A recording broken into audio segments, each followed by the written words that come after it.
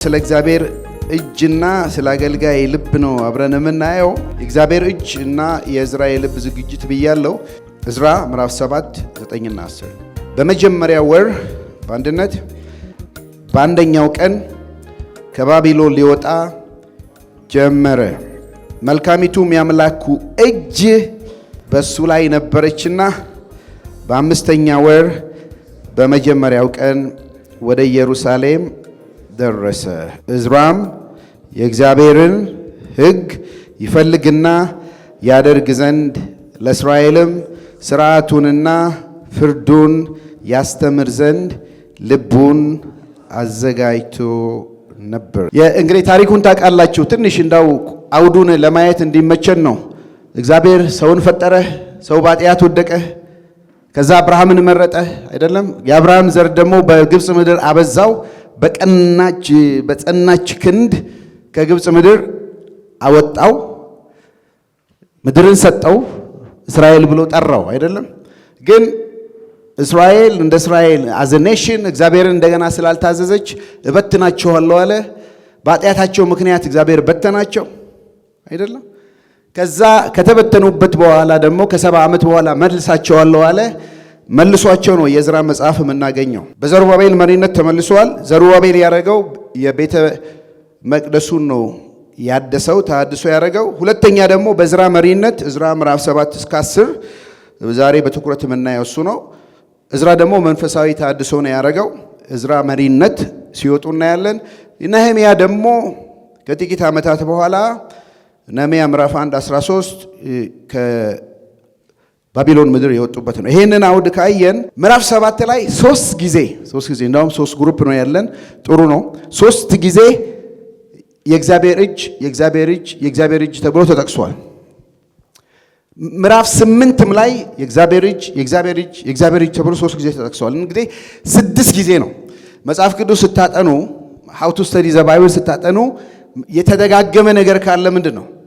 ምናልባት ዋናው ሐሳብ እሱ ላይ ይሆናል ስለሆነ ነው። ኦኬ ምዕራፍ 7 ቁጥር 6 ላይ እንዲህ ይላል፣ የአምላኩ የእግዚአብሔር እጅ በሱ ላይ ስለነበረች ይልና ክፍት ቦታ ትቼዋለሁ፣ የሆነ ነገር ሆኗል። ኦኬ ምዕራፍ 7 ቁጥር 9 እዚህ ያለን መልካሚቱ የእግዚአብሔር እጅ በሱ ላይ ስለነበረች የሆነ ነገር ሆኗል። የእግዚአብሔር እጅ በሰው ልብ ላይ ሲሆን የሚፈጠር ነገር አለ። ሶስተኛ እዝራ 7:28 የአምላኬ የእግዚአብሔር እጅ በእኔ ላይ ስለነበረች። አሁን ደግሞ ራሱ ነው የሚናገረው፣ ራሱ ጸሐፊው ነው፣ እዝራ ነው ጸሐፊው።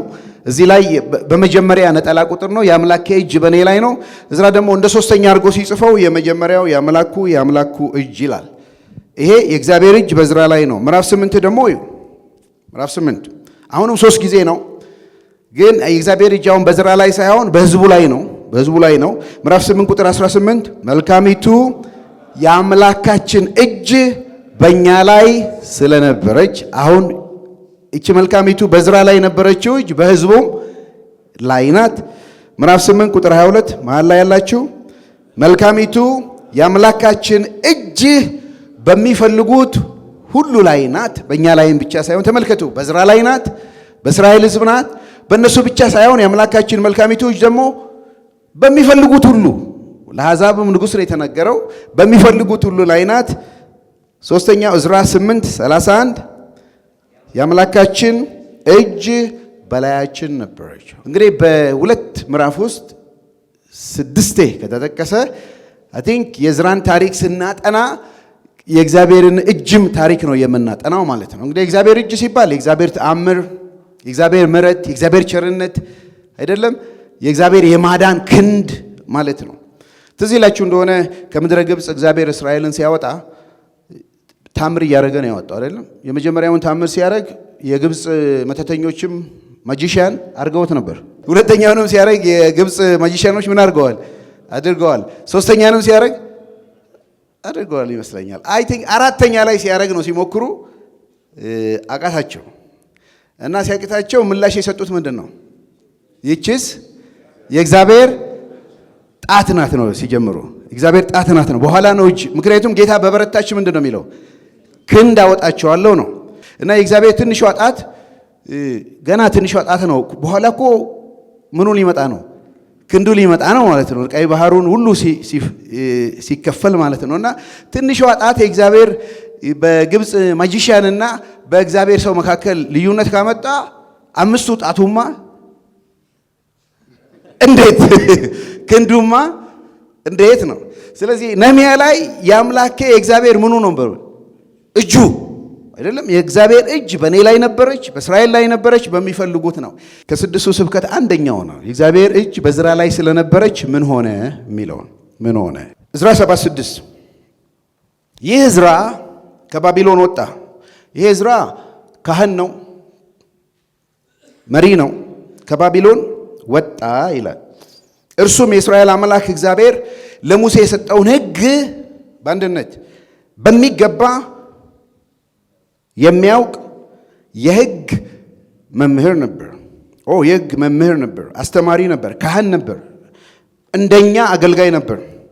የአምላኩም የእግዚአብሔር እጅ በሱ ላይ ስለነበረች ይላል። ስለነበረች ቅድም ዳሽ ሙቱት ያልኩት ስለነበረች የጠየቀውን ሁሉ ንጉሱ ፈቀደለት። ንጉሱ ፈቀደለት። አሁን ፌቨር ነው የሰጠው። ንጉሱ ፈቀደለት። ነገሩ እንዲህ ነው። ዕዝራ ወደ ሀገሩ መመለስ ፈልጓል። ሃየር ኦፊሻልም ነው። ወደ ሀገሩ ሊመለስ ሲል የእግዚአብሔርን እጅ ለምኖ ወደ ንጉሱ ገብቷል። እባክህ ልመለስ ብሎታል። ዘሩባቤል እንደተመለሰ ከዘሩባቤል በኋላ ነው ልመለስ እባክህ ወደ ሀገሬ ላከኝ ሲለው ንጉሱ ፈቅዶለታል። ሂድ ወደ ሀገሬ ሂድ ብሎታል። እና ዕዝራ ይሄንን ሲጽፍልን የአምላኬ እግዚአብሔር እጅ በእኔ ላይ ስለነበረች ንጉሱ የምፈልገውን ሁሉ ሰጠኝ። ያደረገውን በወፍ በረር እንየው። ዝም ብዬ ቶሎ ዋናው ሐሳቤ እሱ ላይ ስላልሆነ ግን ሐሳቡ እንዲያያዝልን ንጉሱ ምንድን ነው ያደረገለት? ደብዳቤ ነው የሰጠው። ምዕራፍ 7 ቁጥር 12 ላይ ከንጉሠ ነገሥት ከአርጤክስስ ለሰማይ አምላክ ሕግ መምህር ለሆነው ለማ ለካህኑ ለዕዝራ ሰላም ለአንተ ይሁን። ካህናቱና ሌዋውያን ጨምሮ በመንግስቴ ውስጥ የሚኖሩ ከአንተ ጋር ወደ ኢየሩሳሌም ለመሄድ የሚፈልግ ማንኛውም እስራኤላዊ መሄድ እንዲችል ይህንን ትእዛዝ ሰጥቻለሁ። በእጅህ በሚገኘው በአምላክህ ሕግ መሰረት የሙሴ ሕግጋት ናቸው። ብሉይ ኪዳን ተጽፎ አላለቀም። 5ቱ የሙሴ ሕግጋት ናቸው። ስለ ይሁዳና ስለ ኢየሩሳሌም እንድትመረምር በንጉሱና በ7 አማካሪዎች ተልከሃል አለው። ዋው! አሁን ጥያቄ ሪኩዌስት አድርገዋል። መልሱን እየጠበቀ ነው። ደብዳቤ ተጽፎለታል። አሁን ደብዳቤ ሲያጽፈው ይድረስ ታዲያ ከንጉሠ ነገሥታት እና ራሱንም ንጉሱ በደንብ አድሬስ አድርገዋል። የንጉሥታት እንትናን እንዴት እንዳደረሰው አድሬስ እንዳደረጉ ካህኑ ነው። ለሰማይ አምላክ ሕግ መምህር ለሆነው ለካህኑ የዕዝራንም ፖዚሽን በደንብ አስቀምጦለታል። ሰላም ላንተ ይሁን። ኦኬ። ስለዚህ ካህናቱ፣ ሌዋውያን፣ ማንኛውም አይሁድ መሄድ ከፈለገ ካንተ ጋራ አብሮ ይሄድ። ይሄን ደግሞ እኔ ብቻ ሳልሆን የወሰንኩት 7 አማካሪዎቼ ጋር ማለት ነው። ኤክስኪዩቲቭ የሆኑት የሀገሩ 7 ትላልቅ መሪዎች አብረን ወስነናል። ወደ ሀገር ይሄዳል። ኬሩኒ አለ አገር በሰላም ገባ አለው። ይሄ ብቻ አይደለም፣ ድጋፍ ደግሞ ይሰጠዋል። ቁጥር 15 ንጉሱና አማካሪዎች መመሪያውን በኢየሩሳሌም ለሆነው ለእስራኤል አምላክ በፈቃዳቸው የሰጡት ብርና ወርቅ ይዘ ሂድ። እንዲሁም ከመላው ባቢሎን አውራጃ የምታገኘውን ብርና ወርቅ በሙሉ ሕዝቡና ካህናቱ በፈቃዳቸው የሚሰጡትን መባ ሁሉ ይዘህ ሂድ። በዚህም ገንዘብ ወይፈኖች፣ አውራ በጎች፣ ጠቦቶች፣ እነዚያም በኢየሩሳሌም በሚገኙ በአምላካችሁ ቤተ መቅደስ መሠዊያ ላይ አቅርብ። የሚቀረውን ብርና ወርቅ እንደ አምላካችሁ ፈቃድ ደስ ስለሚላችሁ ነገር ሁሉ አውሉት። ዋው! ከዚህም በላይ ለአምላክ ቤተ መቅደስ ለመስጠት የምትፈልገውን ነገር ሁሉ ከንጉሥ ግምጃ ቤት መውሰድ። በቤተ መንግስት ንብረት ቤተ መቅደስን ማገልገል ማለት ነው። እና ምን አይነት ሞገስ በዕዝራ ላይ ቢሆን ነው? መልሱ የአምላኩ የእግዚአብሔር እጅ በዕዝራ ላይ ነበረች እና ንጉሱ የፈለገውን ሁሉ ሰጠው። ይሄ ብቻ አይደለም፣ ትእዛዝ ሰጠ ንጉሱ። ትእዛዝ ለመንግስት ሹማምንቶች ደግሞ 2 አይነት ትእዛዝ ሰጠ። በጣም የሚገርም ነው። ለመንግስት ሹማምንት ማለት ኢየሩሳሌም አካባቢ ላሉ ሹማምንቶች ነው ደብዳቤ የሚጽፈው። እንዲህ ይላል 21 ቁጥር በኤፍራጦስ ማዶ የምትገኙ በጅሮንዶች ሁሉ የሰማይ አምላክ ሕግ መምህር የሆነው ካህን ዕዝራ የሚጠይቃችሁን ሁሉ በትጋት እንድትሰጡት እኔ ንጉሥ አርጤክስስ እነሆ ምን አድርጌአለሁ? አዝዣለሁ። እስከ 100 መክሊት ብር፣ እስከ 100 ቆርስ ስንዴ፣ እስከ 100 ባዶስ መስፈሪያ ወይን ጠጅ፣ እስከ 100 ባዶስ የወይራ ዘይት፣ የሚፈልገውን ያህል ጨው ስጡት። እነዚህ አስፈላጊ ናቸው። ወይን፣ ጨው የብሉይ ኪዳን መስዋዕት ሲያቀርቡ አብሮ የሚቀርብ ነው፣ መስዋዕት ነው። ቁጥር 23 የሰማይ አምላክ የሚያዘውን ሁሉ ለሰማይ አምላክ ቤተ መቅደስ በፍጹም ትጋት ይደረግ። በንጉሱና በልጆቹ መንግስት ላይ ለምን ቁጣ ይወርዳል? ስማርት ነው ደግሞ ይሄ ንጉስ። ከእስራኤል አምላክ ጋር መጣላት ቁጣ እንደሆነ አውቋል። የፈለገው ሁሉ ይሰጠው ለእስራኤል አምላክ ነው። እኔስ በልጄ ላይ ለምን ቁጣ ይመጣል? አይደለም። ባቢሎናውያኖች እንዲህ ተጋፍተው ነው እግዚአብሔር የጣላቸው ይሄ ንጉስም ሲመጣ። ስለዚህ እኔም መንግስቴም እንዲጸና ለእስራኤል አምላክ መስዋዕት ይቅረብ። ይሄ ብቻ አይደለም፣ ትእዛዙ 2 ነው። የሰማይ አምላክ አገልጋዮች ግብር አታስከፍሏቸው። ቁጥር 24 ደግሞም በካህናቱ፣ በሌዋውያን፣ በመዘምራኑ፣ በበር ጠባቂዎች፣ በቤተ መቅደስ አገልጋዮች ወይም በሌሎች በዚህ በእግዚአብሔር ቤት ሰራተኞች ላይ ቀረጥ፣ ግብርና እጅ መንሻ ለመጣል ስልጣን እንደሌላችሁ ይህንን ወቅ ሌዋውያን፣ መዘምራን፣ የእግዚአብሔር አገልጋዮች፣ እንዳውም አገልጋዮች ብቻ ሳይሆን የእግዚአብሔር ቤት ሰራተኞችም ማለት የሙሉ ጊዜ እንኳን ያልሆኑ ምን እንደምንላቸው ማለት ነው። በቤተ ክርስቲያን የሚሰሩ ሁሉ፣ በቤተ መቅደስ የሚሰሩ ሁሉ ከቀረጥ ነፃ የሆኑ። ይሄ ብቻ አይደለም፣ ለራሱ ደግሞ ለአምላክና ለንጉሥ ሕግ የማይታዘዝ ምን ይሆኑ ነው ያለው? ቁጥር 25 ይሁን አንተም ዕዝራ አለው መጨረሻ ላይ አንተም ዕዝራ ከአምላክ እንደተሰጠ ጥበብ መጠን ከኤፍራጥስ ማዶ ለሚገኘው ሕዝቦች ሁሉ የአምላክን ሕግ የሚያውቁ ዳኞች፣ ፈራጆች ሹሙላቸው። ሕጉን የማያውቅ ሰው ቢኖር አንተ ራስህ ደግሞ አስተምረው፣ የእግዚአብሔርን ሕግ አስተምረው። ቁጥር 26 ለአምላክህ ሕግና ለንጉሡ ሕግ የማይታዘዝ ማንኛውም ሰው የሞት ወይም የስደት ወይም የንብረት መወረስ ወይም የእስራት ቅጣት ፈጽም። ምን ማለት ነው? ስልጣን ሰጥቶታል።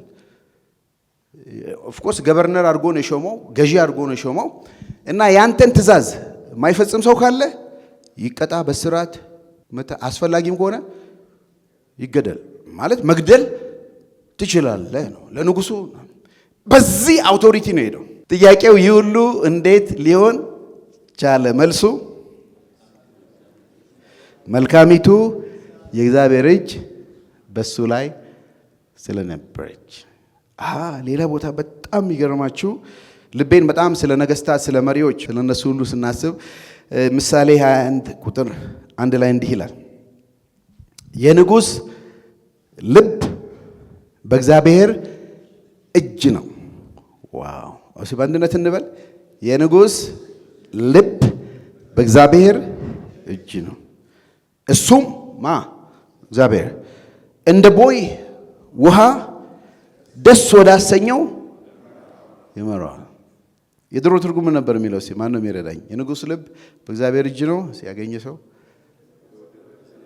እንደወደደው ያዘነብለዋል። እግዚአብሔር ደግሞ ልክ ውሃ ቦይ ከፍታችሁለት በዚህም የሆነው በዚህ ቦይ ሲከፍቱለት በዛ ሄዶ ቦይ ተከትሎ እንደመሄድ እንደሱ ነው። እግዚአብሔር የነገስታትን ልብ በእጁ ይዟል። የአምላኩ የእግዚአብሔር እጅ በዕዝራ ላይ ስለነበረች እንደነበረች ሁሉ የንጉሱም ደግሞ ልብ በእግዚአብሔር እጅ ላይ ነው።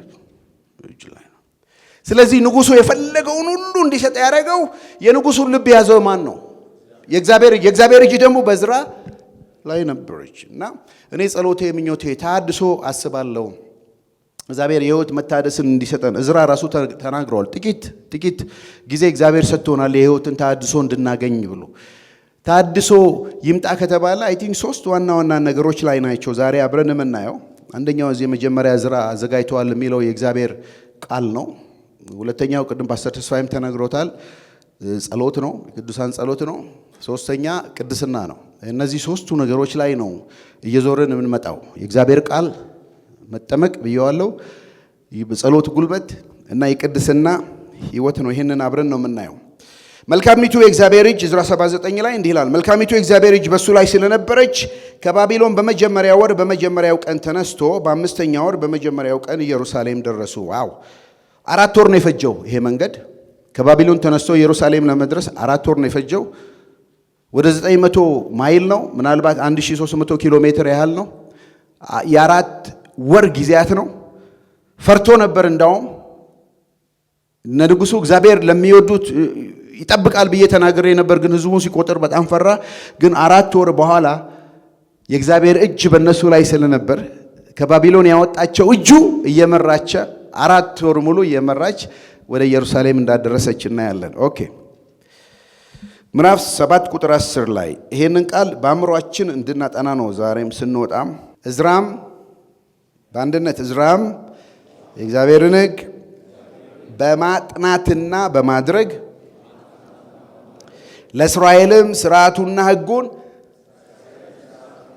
ምን በማድረግ በማስተማር ራሱን ፈጽሞ ሰጥቶ ነበር። የድሮው ትርጉም ልቡን አዘጋጅቶ ነበር። ዕዝራ በባቢሎን ምድር ነው ያለው። ገና ወደ ተስፋይቱ ምድር አልመጣም።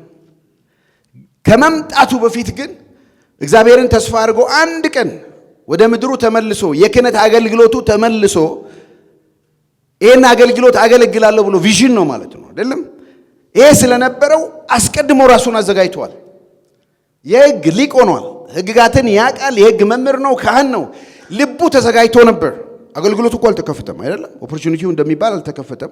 የአገልግሎቱ በር በዘመኑ ቋንቋ አልተከፈተም። ገና አልሄደም። ከመሄዱ በፊት ግን እነዚህን 3 ዝግጅት አድርገዋል። ይሄ ለክርስቲያን ለእኛ ለአገልጋዮች መሰረታዊ ነገር እንደሆነ አስባለሁ። ማጥናት፣ ማድረግ፣ ማስተማር። ይሄን የመጀመሪያው በቃሉ መጠመቅ ያልኳችሁ ማጥናት የሚለው ነው። እሱ ላይ እንመጣለን። ለመንፈሳዊ ተሐድሶ 3 መሰረታዊ አምዶች ብያለሁ። በቃሉ መጠመቅ ብየዋለሁ። ምዕራፍ 7 ላይ ስለ ዕዝራ ሕይወት እናያለን። በጸሎት መትጋት ምዕራፍ 8 እና 9 ላይ እያንዳንዱን አንሄድበትም፣ ግስ እናንተ እንድታጠኑ አውት ላይ ነው ልስጣችሁ ብዬ ነው። ምዕራፍ 10 ላይ ደግሞ በቅድስና መኖር ቃሉን ማጥናት የሚለው ላይ ነው ትንሽ ላተኩር የምፈልገው። ዕዝራም 3 ነገር ነው። የእግዚአብሔርን ሕግ በማጥናት እናንተ የእግዚአብሔር ሕግ ታጠናላችሁ። የማጥኛ ግሩፕ ናቸው። ሀው ቱ ስተዲ ዘ ባይብል ነው። ዕዝራ ቃሉ ምን ያደርግ ነበር? ያጠና ነበር። መሀል ያላችሁ ግሩፖች የእግዚአብሔርን ቃል በማድረግ ያደርግ ነበር። የምታጠኑ የምታደርጉ እናንተ ማስተማር ስራችሁ ነው አይደለም። ለማስተማር ምን አድርጎ ነበር? ልቡን አዘጋጅቶ ነበር። የእግዚአብሔርን ቃል ከማጥናት፣ የእግዚአብሔርን ቃል ከማድረግ፣ የእግዚአብሔርን ቃል ከማስተማር ቀላሉ የቱ ነው? ቀና ብላችሁኛ ቀላሉ የቱ ነው? መልስ ብትሰጡኝ የቱ ነው? ቀለል ያለው የቱ ነው? ማጥናት። ከባዱ የቱ ነው? እሺ ማስተማር ማድረግ። አባት ልጁን እንዲህ ብሎ ይጠይቀዋል። ልጄ ሆይ ትምህርት ቤት መሄድ ትወዳለህ ሲለው አባዬ እንዴ በጣም ነው ትምህርት ቤት መሄድ የምወደው። ትምህርት ቤት መሄድም ወዳለሁ፣ ከትምህርት ቤት መመለስም በጣም ነው የምወደው አለው። ታዲያ ማትወደው ምንድነው ሲል በመካከል ያለውን ነው ማለት ነው። ምንድነው በመካከል ያለው? መማር አይደለም። መማር ወደ ትምህርት ቤት መሄድ በጣም ነው የምወደው። መንገዱን ነው የሚወደው። ወደ ትምህርት ቤት መሄድ ይወዳል፣ ከትምህርት ቤት መምጣት ይወዳል። በመካከል ያለውን አልወድም። ምንድነው ሰው መማር ነው። እና እኔ በአይነ ህሊና አንድ ጁኒየር የሆነ ወጣት ፓስተር እኔ መጋመቱ አሹ የእግዚአብሔርን ቃል ትወዳለህ ሲለኝ የእግዚአብሔርን ቃል ማጥናት በጣም ወዳለሁ፣ ማስተማር ደግሞ እጅግ በጣም ነው የምወደው። የማልወደው በመካከል ያለውን ነው። ምንድነው እሱ? ማድረግ ነው አይደለም? ማድረግ ነው። ከባዱ ነገር ይሄ ነው። ግን እንዲሁ ፕሮሰሱን ስናይ አይ ማድረግ ለምን መሀል ገባ ምትሉ አይመስልም? ምክንያቱም ማጥናት ማስተማር ፕሮሰሱ ቀጥሎ ነው ማድረግ የነበረው አይደለም። ዕዝራ ግን ያጠናል፣ አፕሊኬሽን፣ ከዛ ደግሞ ያስተምራል። ይቻላል ወይ ነው የኔ ጥያቄ። ይቻላል እንደ አገልጋዮች ስለሆነ አሁን ልብ ለልብ ነው የምናወራው አይደል? እውነት እንነጋገር ከተባለ አይደል? እውነት እንነጋገር። አባባሻኛ የኔ ሂሮ ናቸው ነበሩ አልልም፣ ናቸው በእግዚአብሔር ዘንድ ስላሉ ማለት ነው። እና የዛሬ 35 ይሁን 36 ዓመት ያኔ መኑኛ አላገባውም፣ ጸጉርም ነበረኝ እና አንድ ሰርግ ነበር ቸርቻችን እና ሰባኪ ማን ነው ብሎ ሲጠይቁ አሹ ነው አሏቸው። ዝም አሉ፣ ምንም አላሉ። አንተ ልጅ ና እስቲ ያሉኝ፣ ጠሩኝ ማለት ነው። እና ልሰብክ ነው አሉ። አዎ አልኩ። ምን ላይ ነው የምትሰብከው አሉኝ። ሰርግ ነው። ሰው ሲጋባ ጋብቻ ላይ? አዎ ጋብቻ ላይ ልሰብክ ነው። አግብተሃል እንዴ አሉኝ። ኧረ አላገባውም። ያውቁ የለ እንዴ አባባ እንዴት ነው ማገባው? አላገባው። እርሱ ሳያውቀው አገባለሁ እንዴ? እና ምን ይሁን ብለህ ነው የምትሰብከው? ያልተለማመከውን፣ ያላወቅከውን፣ በሕይወቴ ያላለፈውን ምን ብለህ ሰርግ ላይ ልሰብክ ነው? እሱን ነው ማየት የምፈልገው አሉኝ። ቅድም ፓስተር ተስፋዬ ሲናገር በገዢዎቹ ፊት ስትሆኑ አትጨነቁ፣ እግዚአብሔር ይሰጣችኋል። እግዚአብሔር ነው የሰጠኝ። አባባ አልኩና ቀናቢ እርስዎ ስለ ትንሣኤ ሙታን ሰብኮ ያውቃሉ አልኳቸው። እንዴ ትንሣኤ ሙታንማ ከሌለ ወንጌል የታለ? ወንጌል ያለ ትንሣኤ የታለ? በደንብ ነው እንጂ የምሰብከው፣ ወንጌሉማ ትንሣኤ ነው ሲሉ፣ ታዲያ አባባ እርስዎ የት ሞተው ተነስተው የት የተለማመዱትን የት በሕይወቶ ያለፈውን መቼ የተለማመዱትን ነው እንዲያዩና ሂድ አንተን ማን ይችላል አሉኝ።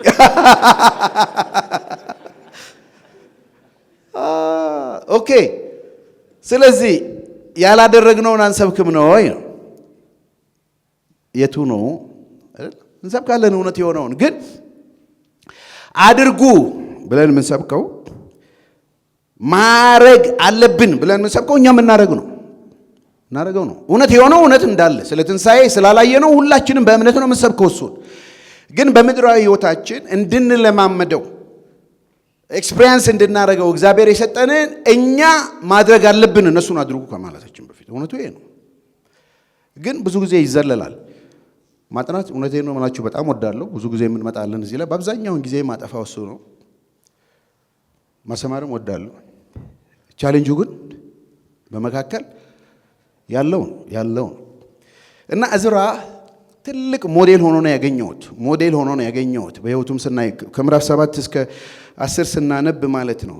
እና ይህ ሰው ገና አስቀድሞ የልብ ዝግጅት ነበረው በእነዚህ በሶስቱ የእግዚአብሔርን ቃል ያጠና ዘንድ፣ ያደርግ ዘንድ፣ ያስተምር ዘንድ እና ብዙ ነገር ይበረብረናል ብዬ አስባለሁ። ትኩረታችን አሁን ዛሬ በሚኖረን ጊዜ በራሳችን ላይ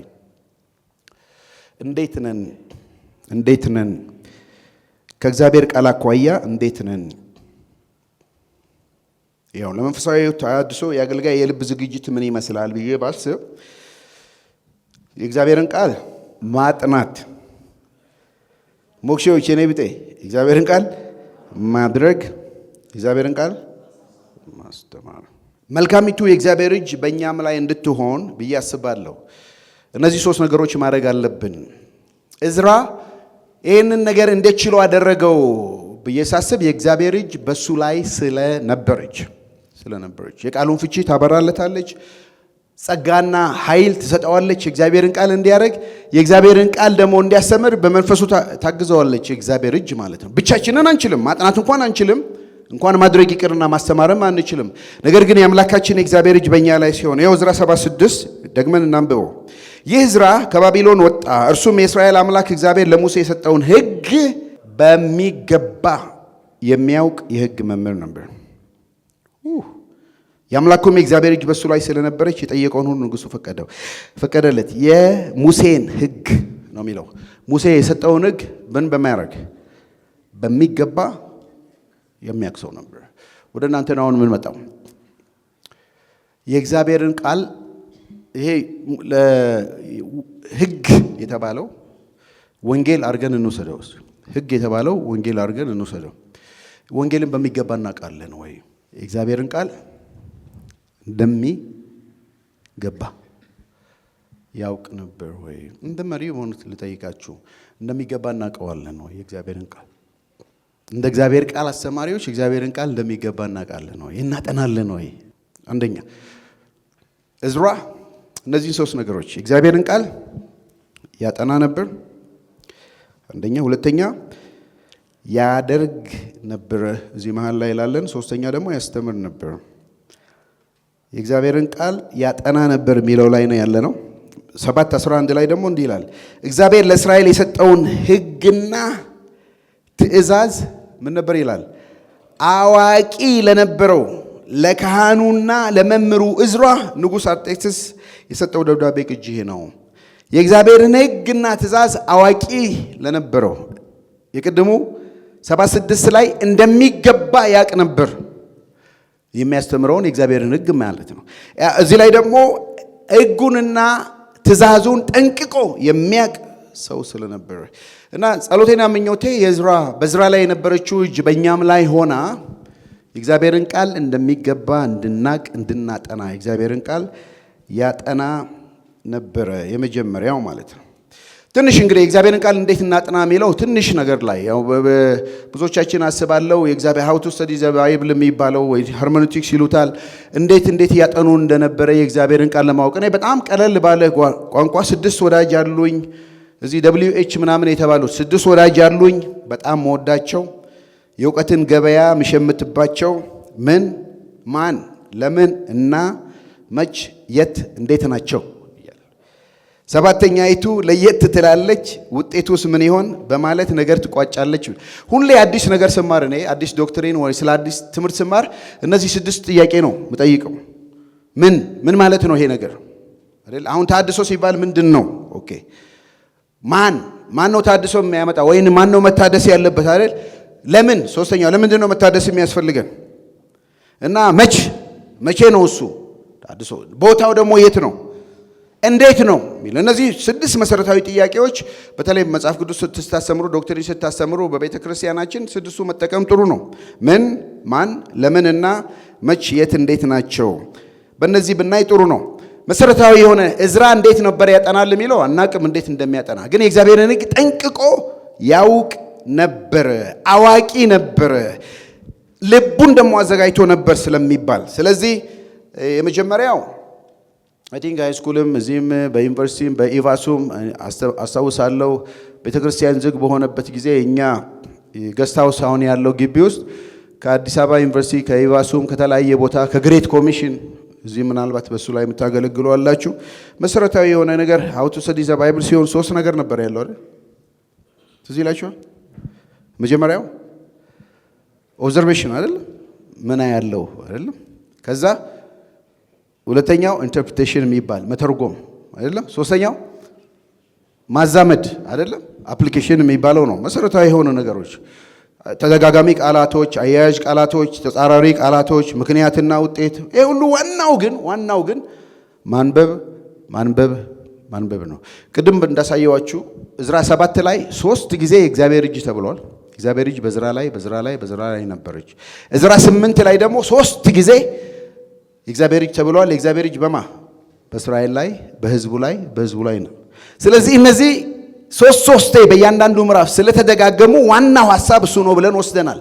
ዋናው ሐሳብ ስለ እዝራ ስናስተምር የእግዚአብሔር እጅ በእዝራ ላይ ስለነበረች 6 ነገሮች ሆነዋል አይደል? እግዚአብሔርም የፈለገውን ሰጠው እንዲህ ብለን አይተናል። ስለዚህ ተደጋጋሚ ቃላቱ ዋናው ሐሳብ ሊሆን ይችላል ብለን ስለተነሳን ማለት ነው። ይሄንን ካየን በኋላ ካነበብን በኋላ የተለያየ ትርጉም ራሱ ለመረዳት ማንበቡ እግዚአብሔር ይመስገን ዛሬ ኦሮምኛ የምትችሉ ትግርኛ የምትችሉ ጉራግኛ የምትችሉ በየቋንቋው ደግሞ ተተርጉሟል። በነገራችን ላይ በቋንቋቸው እኔ የአሪ ትውልድ ተወላጅ ነበር። አሪ ደቡብ ኦሞ ውስጥ ካሉ ብሔሮች አንዱ ነው። ከኔ ጋር አብሮ እዛ ሎስ አንጀለስ ይማር ነበር። ዶክተር ኤርሚያስ ታውቁታላችሁ። ዶክተር ኤርሚያስ የቃለ ሕይወት ዲፒቲ ፕሬዚዳንት ነበር። ዶክተር ኤርሚያስ ቋንቋ ጎበዝ ነው በጣም እንግሊዝኛም በጣም ፍሉዌንት ነው። አማርኛም በደንብ ነው የሚናገረው። በኋላ የአሪ ተተረጎመ ወንጌል ተተርጉሞ አዲስ ትርጉም አለቀ ማለት ነው እና ሰጡት ኮፒውን እንዲያነብ አንብቦ መጣ ቤታችን መጣና እኔና ብስሩ ጋር ቦይ አለ። ቦይ ወንጌል እንደዚህ ነበር እንዴ ትርጉሙ አለ። እንዴ እንዳልከው ሆነት እኔ አማርኛ አላውቅም አውቃለሁ መቼስ አንብቤ ያለው ዘመኔን በሙሉ እንግሊዘኛም ትንሽ ሞክራለሁ፣ ግሪክም ተምሯል። በአርኛ ሳነበው እንደገባኝ ገብቶኛ ያውቅም አለ። እንዲህ ነው እንዴ አልኩኝ አለ። የተወለደበት ቋንቋ ነው ማዘር ታንግ የሚባለው አይደለም? እንደዚህ ነው። በቋንቋችን ወንጌል ሲመጣ ልባችንን የሚነካው እሱ ነው። እና የተለያዩ ትርጉም ማድረግ ጥሩ ነው። ካጠናን እንደሱ እናጥና። አንብቡ የሚባለው ዘመን ላይ ደርሳችኋል። እሱን ብታነቡ መጽሐፍ እናንብብ። ሁለተኛው ደግሞ ካነበብን ምን ያለው ካለን ምንድነው መተርጎም ምን ማለት ነው? ቋንቋውን ፍሰት ማየት፣ የቋንቋውን ስርዓት ማየት። ዛሬ ህዝቡ የሚያደምጠን ህዝብ ብዙ ነገር ስላለው ብዙ ነገር ስለሚሰማ የተለያዩ ሰዎችን ከሀገር ውስጥም ከሀገር ውጭም ያሉትን ሰዎች ስለሚሰማ ትንሽ ከኛ ቀድመዋል። በቃ ይሄ እውነት ነው። ከኛ ቀድመዋል። ሐሳባቸው ሁሉ ቀድመዋል። አንደርስታንዲንጋቸው ቀድመዋል። የማይሰሙት የመልእክት አይነት የለም። የማይሰሙት የሰባኪ አይነት የለም። የማያዳምጡት የአስተማሪ አይነት የለም። የማያነቡት የመጽሐፍት አይነት የለም። የህዝቡን ፍላጎት ልንሞላ ራሳችንን ማሰልጠን ያስፈልጋል። እኔ ጥያቄ ስለዚህ ምን ያህል ነው የእግዚአብሔርን ቃል የምናጠናው? ምን ያህል ነው የምናነበው? ስንት ትርጉም እናነባለን? በቀን ስንቴ እናነባለን? ከእግዚአብሔር ቃል ያለን ዝምድና ምንድን ነው? ለስብከት ነው ወይ ዲቮሽናችን ላይ በቃ የእግዚአብሔርን ቃል በየጊዜው ሜዲቴት እናደርጋለን ወይ? የግድ ነው። የወንጌል ሰባኪነትን ስራ አድርግ። ስራ ከሆነ መስራት ነው። በቃ ማንበብ ነው፣ ደጋግሞ ማንበብ ነው። ይሄ ቃል ለምን ተደገመ እዚህ ጋር ምንድን ነው? ምን ማለት ነው? ትርጉሙ አልገባኝም። መጠየቅ፣ ማጥናት፣ በተለያየ ነገር ሪሰርች ማድረግ። ሰለሞን ጥላውን የኛ ጓደኛ የኢዮቤልዩ ያዘጋጀ ወደ ጌታ ሄዷል። አሊጎሪካል ኢንተርፕሬቴሽን የሚባል አለ። ጥሩ አማርኛ ተርጉሞታል። አላገሩ ቃል ፍቺ ብሎታል። ያላገሩ ቃል ፍቺ መስጠት አያስፈልግም ብዙ ስናይ ማለት ነው። አንዳንድ ጊዜ ደግሞ ነምበር የሚወዱ አሉ። 3 ቁጥር ማለት 7 ቁጥር ማለት 12 ቁጥር ማለት 7 ማለት እንደዚህ ነው እያሉ የሚተረጉሙ አሉ። ከነዚህ አይነት አተረጓገም ራሳችንን እንጠንቀቅ። የተለያዩ ባይብልና ሰዎች የጻፉት መጽሐፍ እግዚአብሔር ይመስገን አሁን እነ ዶክተር በድሉ ሌሎች ሰባኪያኖችም አሁን በሮሜ መጽሐፍ፣ በኤፌሶን መጽሐፍ፣ በተለያየ መጽሐፍ ጽፈዋል፣ ኮመንተሪ ጽፈዋል። የቃለ ሕይወት ፐብሊሺንግ አሳታሚ ድርጅቶች በጣም አማሃሪክ ምንድነው ኒው አማሃሪክ ቡክ የሚል አለ። ኒው አማሃሪክ ቡክ እስከዛሬ በአማርኛ የተጻፉ በነፃ ዌብሳይት ላይ አለ። የዌብሳይቱ ስልካችሁ ላይ አክሰስ ካለ ኒው አማሃሪክ ቡክ ብዙ የአዲስ ኪዳን መክፈቻ የብሉይ ኪዳን መክፈቻ አለ እና ራሳችንን እናንብብ፣ ራሳችንን ነፍሳችንን ፊድ እናርግ። እዝራ የእግዚአብሔርን ቃል ያጠና ዘንድ ልቡን አዘጋጅቶ ነበር። ልባችን የተዘጋጀ ይሁን። አሜን አሜን።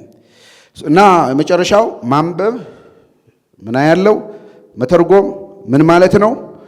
ሶስተኛው ማዛመድ ምን ላድርግ ነው። እንግዲህ ምን ላድርግ ካነበብን በኋላ ምን ላድርግ? ቅድም አይተናል። እዝራ ያጠናና ያደርግ ዘንድ ነው።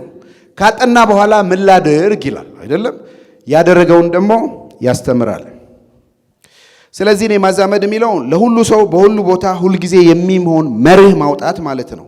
መርህ ማውጣት ማሻሻል አለብኝ፣ መቀጠል አለብኝ፣ እንደዚህ የሚባለውን ነገር ማለት ነው። እቺን 2 ቃል ያዙልኝ። ከማስተማራችን በፊት ራሳችን ልንረዳው ይገባል። መልእክቱ መጀመሪያ መረዳት፣ ከዛ የተረዳነውን ማስረዳት አይደለም። የመልእክቱ ተቀባዮች እነማን ናቸው? ይህን 3 ቃል ልንገራቸው። ያኔ ሮሜ ለማን የተጻፈው? ለሮሜ ሰዎች። ኤፌሶን ለማን የተጻፈው? ለኤፌሶን ሰዎች። ለኛ ቀጥታ ስላልተጻፈ ለሮሜ ሰዎች ከተጻፈ ምንድነው ማወቅ ያለብን ነው። እና መቼ ነው የተጻፈው? ሮሜ አትሊስት የዛሬ 2000 ዓመት ነው የጻፈው። 2000 አይደለም? አዎ የዛሬ 2000 ዓመት ለማን ነው የጻፈው? ለሮሜ ሰዎች፣ ለነሱ። ሮሜ መጽሐፍ ድሮ ነው የተጻፈው፣ የዛሬ 2000 ዓመት። ቦታው የት ነው? እዛ ነው። ቆሮንቶስን በሉት ኤፌሶንን በሉት የሆነ ቦታ ሆኖ ነው ጳውሎስ የጻፈው። ቦታው የት ነው? እዛ በሉኝ። ጊዜው መቼ ነው? ድሮ በሉኝ። ድሮ። ተቀባዮቹ እነማን ናቸው? የሮሜ ሰዎች እንግዲህ የዛሬ 2000 ዓመት የተጻፈው ያውም ለኛ ሳይሆን ለነሱ ለሮማውያን ሰዎች የተጻፈው ቦታውም እዛ ማዶ የተጻፈው ዛሬ እዚህ ለኛ ምን ማለት ነው? ስለዚህ ከነሱ ወደኛ ከድሮ ወደ ዘንድሮ ከዛ ወደዚህ መልእክቱን ማምጣት አለብን ማለት ነው አይደለም? መልእክቱን ማምጣት አለብን ምን እንድንረዳው ነው። እኛ ያልገባን ማንም ሊገባው አይችልም። ወንጌል እኮ ሲምፕል ነው አይደለም? በጣም ቀላል ነው። በጣም ቀላል ነው። ቢሊግራም በጣም የሚወደዱበት ዮሐንስ ወንጌል ምዕራፍ 3:16 እግዚአብሔር በሱ ቀላል አይደለም። በሱ ለሚያምኑ ሁሉ የዘላለም ሕይወት እንዲኖር እግዚአብሔር አንድ ልጁን ሰጠ። አንዳንዴ ይሄ የተማርነው ነገር ግሪኩ ምንድነው ላቲኑ ሂብሪው ምናምን ኤክሴጀሲስ ምናምን የሚባለው ነገር እንዲታወቅ የምናጠናውን ነገር ሁሉ ሜዳ ላይ አድርገን እንደዚህ አድርገን ሂሳብኛ ካልኩለስ ምናምን ሆኖ ሰዎች ይወጣሉ ማለት ነው። ሰዎች ይወጣሉ። ይሄ እንግዲህ ትምህርት ቤት ቆጠርን ለምንል ለኛ ትንሽ እግረ መንገድ ማሳሰቢያ ቱል ነው የሰጡን እንጂ እግዚአብሔርን ቃል እንዴት እንደምናጠና ሰጡን እንጂ እዚህ መድረክ ላይ ወጥተን መድረኩን ቴዎሎጂ ስኩል እንድናደርገው አይደለም። ሲምፕል የእግዚአብሔርን መልእክት ምናስተላልፍበት። እሺ መጀመሪያ መረዳት አለብን። ድሮ እዚያ እነሱ ኦኬ ያ ከገባን መልእክታችንን ከተረዳን አሁን ዘንድሮ እኛ እዚህ እንዴት እንረዳ ማለት ነው። እንዴት እንረዳ? ይሄ ብዙ ስታጠኑ የሚገባን ነገር ነው። ምናልባትም በዚህ በቻርት ሰርቼላችኋለሁ እንድታዩ በቅስት ብሪጅ ያስፈልጋል ማለት ድልድይ ያስፈልጋል። መረዳትና በማስረዳት መካከል ያኔ ድሮ እዚያ ማዶ ለነሱ የተጻፈውን ተረተን አሁን ዘንድሮ እዚህ ለኛ ምን ይላል? ዝም ብዬ ላንሳ። እግዚአብሔር ፍቅር ነው። ይሄ በተለይ የእግዚአብሔር ካራክተር ድሮም ፍቅር ነው፣ ዘንድሮም ፍቅር ነው፣ እዚህም ፍቅር ነው፣ አሜሪካን ፍቅር ነው፣ አፍሪካን ፍቅር ነው አይደለም? ልዩነት የለውም። ግን እግዚአብሔር ፍቅር ነው ብለን ስንሰብክ እንዴት ነው የሚረዳን? የ16 ዓመት ወጣት ልጅ እንዴት ነው የሚረዳን? የ37 ዓመት ጎልማሳ እንዴት ነው የሚረዳን? የ70 ዓመት አዛውንት እንዴት ነው የሚረዱን? እንዴት ነው የሚያውቁት? ወይንም እግዚአብሔር አባት ነው ስንል አባትነቱ እንዴት ነው የሚረዱት? ምናልባትም ልጆች አባታቸው እየደበደበ አቢዩስ እያደረገ ያሳደጋቸው ሰው እግዚአብሔር አባት ነው ስትሉት የአባቱን ፊገር ሲያመጣ እንዴት ነው የሚረዳው? እንዴት ነው የሚገባው? አይደለም እንደዚህ ስንል ማለት ነው። መልእክቴ እዝራ የእግዚአብሔርን ቃል ያጠና ነበር፣ ይረዳ ነበር። ሙሴ የጻፈውን ነው አይደለም? ሙሴ የጻፈውን ይረዳ ነበር፣ ያደርግ ነበር። እንደገና ደግሞ ለሚሰማው ያስተምር ነበር። አውዱን ከክፍሉ ጋር አብረን እናዛምድ። ይሄን አውትላይን ሰጣቸዋለሁ። እነሱ እዚያ ድሮ እኛ እዚህ ዘንድሮ እንዴት እናርግ? ለነሱ የሚሰጠው ለሰዎች ሁሉ በስፍራ ሁሉ ጊዜ የሚጠቅመው ፕሪንሲፕል ምንድነው? ሁሌ የምናወስተው እሱን ነው። ካጠናን በኋላ ለምሳሌ ሴት የወንድን ልብስ አትልበስ የሚል አለ አይደል? ምን ማለት ነው? በጊዜው ጳውሎስ ሲጽፈው ሴት ወንድ ነው። ኦኬ ሴት የምትለብሰው የተለየ ነው። ወንድ እኔ ልብስ ሰፊ ነበርኩ እዚህ ያለው የሴት ሱሪና የወንድ ሱሪ የሚባል አለ። እመኑኝ። ልዩነቱ ምንድን ነው? ዚፐሩ ነው። አዎ የወንድ ዚፐር የሚከፈተው በቀኝ እጅ ነው። የሴት ደግሞ በግራ እጅ ነው።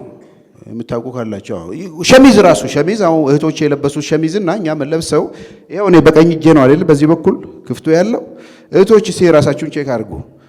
በግራ እጃችሁ ነው የምትገቡት። በቀኝ ከገባችሁት የወንድ ልብስ ነው የለበሳችሁት። መልበስ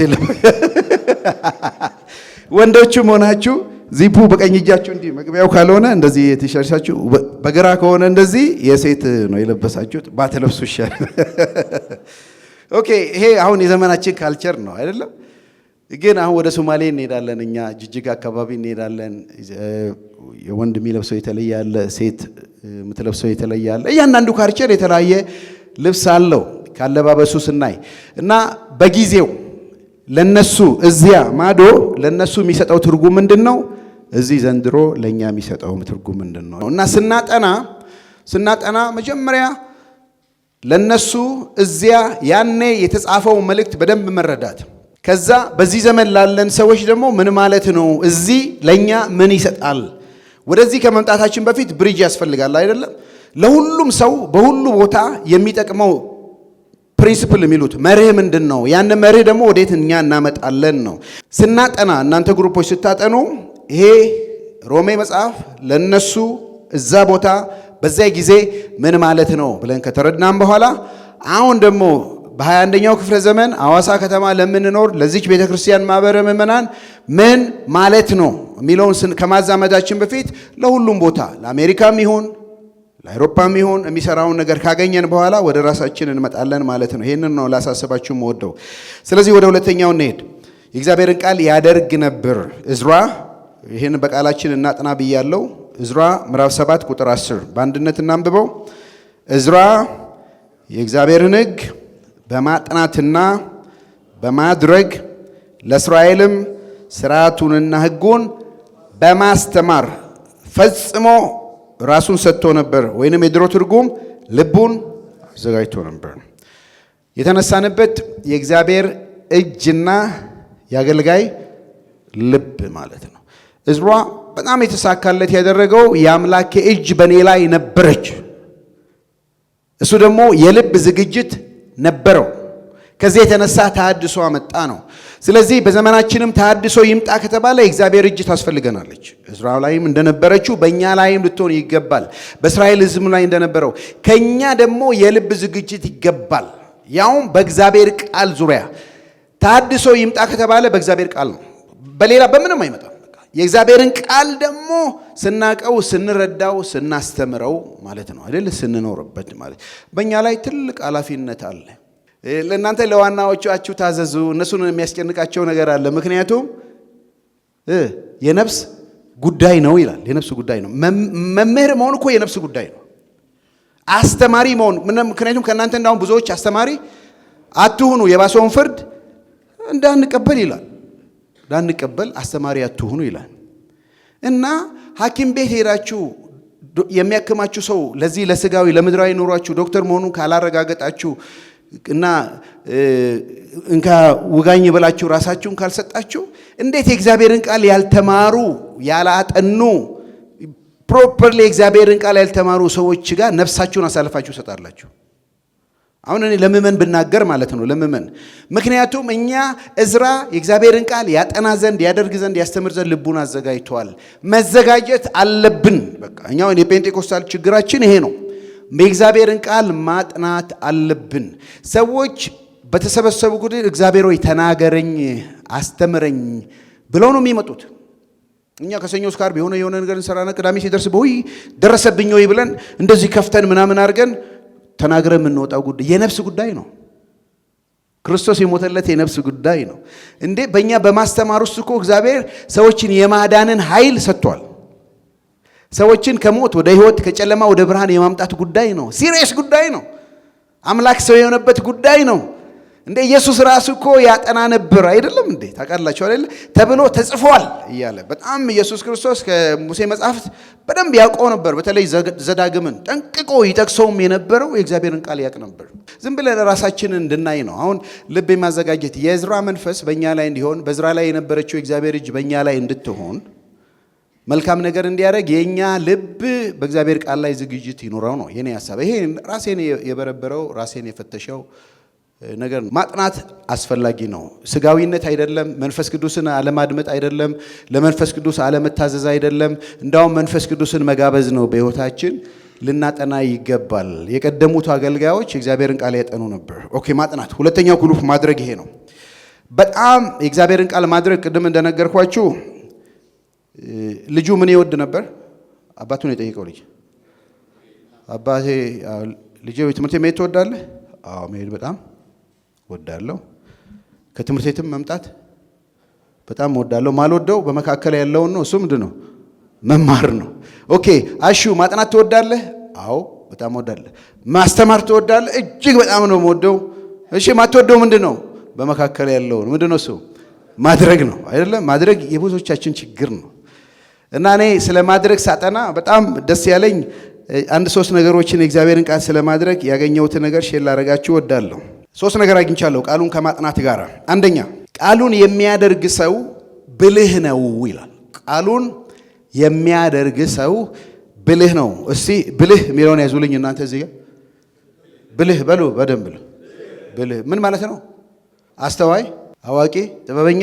ቃሉን የሚያደርግ ሰው ብልህ ነው። ጌታ መጣው ማቴዎስ 7:24 እንግዲህ ይህን ቃሌ ሰምቶ በተግባር የሚያውለው ቤቱን በዓለቱ ላይ የሰራ ብልህ ሰው ይመስላል። አዲሱ ትርጉም ዶፍ ወረደ፣ ጎርፍ ጎረፈ፣ ነፋስ ነፈሰ፣ ያንን ቤት መታው፣ በዓለቱ ላይ ስለተመሰረተ አልወደቀም። ማቴዎስ ተራራውን ስብከት አስተምሮ ነው ጌታ ምዕራፍ 5፣ 6፣ 7 አስተምሮ ያስተማረውን ትምህርት ሲደመድም አፕሊኬሽኑ ሲደመድም እንግዲህ ይህን ቃሌ ሰምቶ 3 ምዕራፍ ሙሉ ያስተማረውን ቃሌን ሰምቶ የሚያደርግ ወይንም በተግባር የሚያውለው ቤቱን በዓለቱ ላይ ሰራ ምን ይመስላል? ብልህ ሰው ይመስላል። ይሄ ሰው ዶፍ ቢወርድ ጎርፍ ቢጎርፍ ነፋስ ቢነፍስ አይፈራም፣ ቤቱ በዓለቱ ላይ ነው። የማያደርገው ግን ምን ይላል አይደለም? ሰነፍ ሰው ነው፣ ይናዳል። ስለዚህ ቃሉን የሚያደርግ ምንድን ነው? ብልህ ነው። ብልህ ነው።